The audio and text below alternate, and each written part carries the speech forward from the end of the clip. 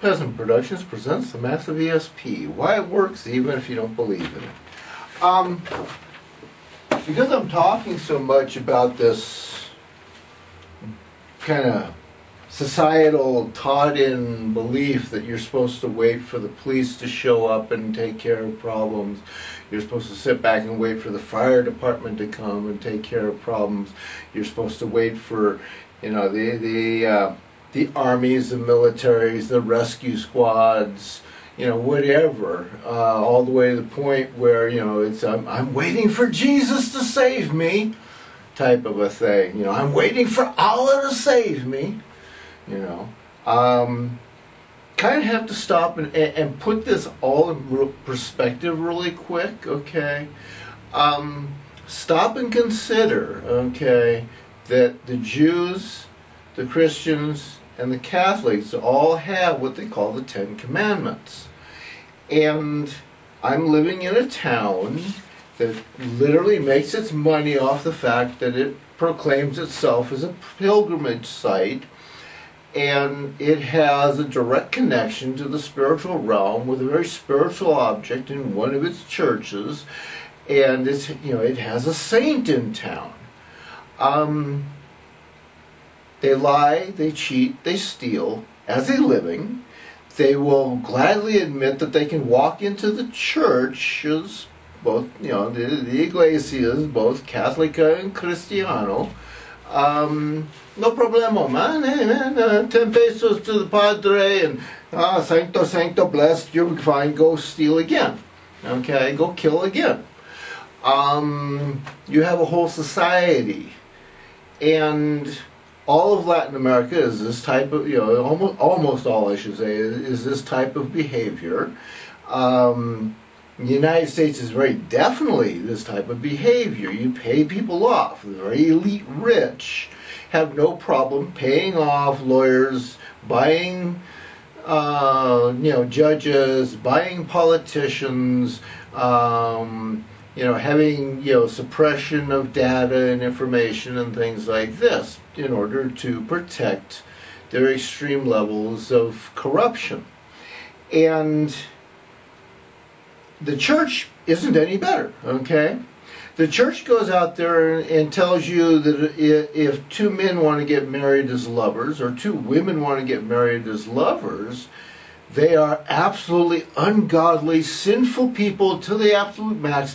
They should be tarred and feathered at least, and preferably skinned alive and made an example of. They have no problem with using torture to convert a person from being a sexual preference of their own desire to the sexual preference of the churches. And you have to understand, churches need babies. Okay, why? Because you put money in the coffers, donation box, for a successful birth. You put money in it for having had that successful birth. You put money in it for the baptism. You put money in it for, I don't know if baptism and christening is different things, but you have the christenings. You have the special, you know, birthday parties and stuff, which vary depending on the survival rate of children. As one Filipino woman in the family told me, that, you know, the Filipinos, because their children die so often before they're a year old, the first birthday is an extremely big event. Okay. Here in Mexico, of course, it's more just the idea of just go in, get that kid baptized, throw the kid in the corner, bang bang on the girl, and have her pop another kid so you can run to the church and give it money for a baptism again. And then, of course, when you die or when you get sick, you know, the people are putting money in to pray for you again. And you'd have to have a funeral, which, of course, you know, again, you're going to pay a priest and you're going to pay a church to have that, you know, box of dead body in the church and all the blessings and stuff. So you see, from birth to death, a government taxes you and a church tithes you. And you have basically no right to challenge that, because they will either kill you, lock you up, or throw you out of the country. Okay? interesting, isn't it? You give money for spirituality which has no physical existence in order for a physical thing to say the church. I mean, think about the Catholic and Christian church. They say, oh, hey, God, Christ isn't going to give you any energy unless you join us and we say so. If the real Christ entity is the entity that I can't say inhabits, but is the entity that operates through your sun, that big star up there, which shines down life-giving energy on everything on the planet without exception. It is totally acceptant of all life, good or bad, on this planet. You cannot stop sunlight, or maybe I should say the light of a sun, from passing through absolutely all matter, because if it goes supernova, scientists have already proven there's nothing they know of that is dense enough to stop that gamma radiation from passing through absolutely everything as it travels across the entire universe. So you have all of the things that they claim that Jesus is supposed to be able to do is really what your sun that shines over your head. Now, do you realize that I'm a nature photographer, which means I'm out in the sunshine all the time?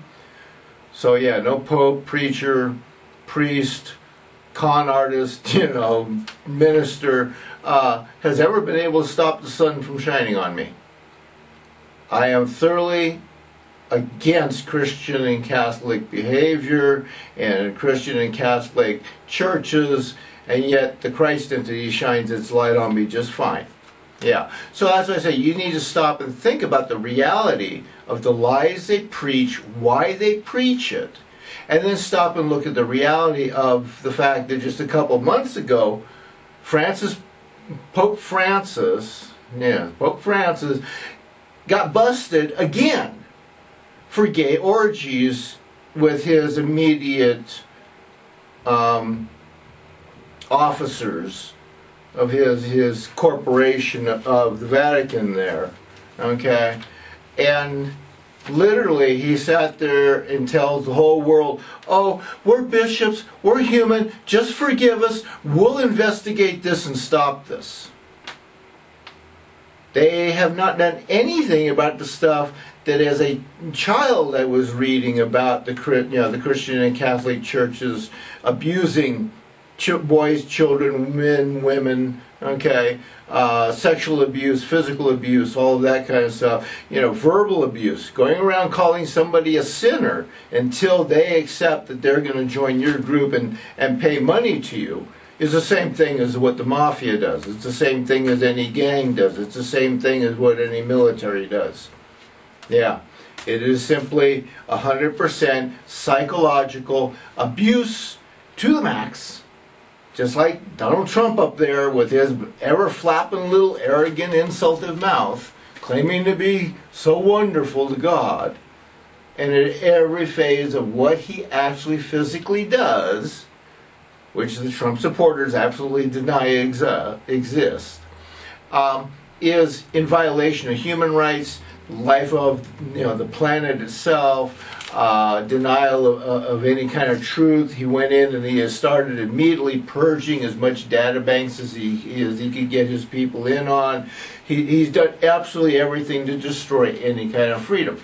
The same way the Pope is up there screaming, we'll take care of our own problems, don't you dare look at us, don't you dare say anything bad about us, because we're better than you. Give us your money, and we're better than you, because we're allowed to have orgies with homosexual raping of little boys and raping of men and sex with little girls and all of this kind of stuff, because we're special.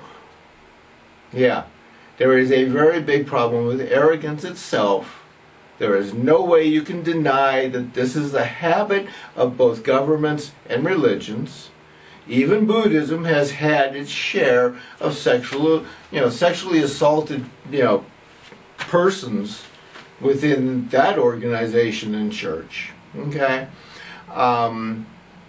He just, you know, and gurus and you know, all these different cult type things that pop up and everything. They almost always end up having somebody up the echelon. As they get up there, they start getting abusive of others and taking advantage of others. Okay, so you begin to understand they don't have any kind of connection. Okay, I am so connected, Revelations 2:17, so connected to the entire spiritual realm that here I am literally in a town where 10-year-old girls walk around 6 months pregnant, literally with their parents. 13-year-old girls and their parents have both mouthed off that I'm a faggot and a homosexual because I won't take a 13-year-old girl to bed. I'm from America. I was a Los Angeles County Sheriff's Officer. I was a lawyer. I have been renting apartments for 50 years. I have had many businesses. I am connected to literally millions of dollars of property. So I don't even conceive of the idea of it being logical to let one of these little kids get near me in bed. I don't even have to worry about whether or not, as a little kid, I remember being curious about what naked girls look like and what my body was about and stuff like that. So I don't have any fault on the little kids, but I can certainly see fault on the government, the churches, and the society that comes out of that. So that's why I say you need to stop and really start thinking about who's telling you never to look and why they're telling you never to look and why they keep running up and telling you to go sit over there and wait for Jesus. Go sit over there and wait for Superman. Go sit over there and wait for us in power to tell you whether or not you can question us. Yeah. Those in power now understand they don't have any power to stop this. They don't have any way to stop this. And the probability that within the next, say, 6 or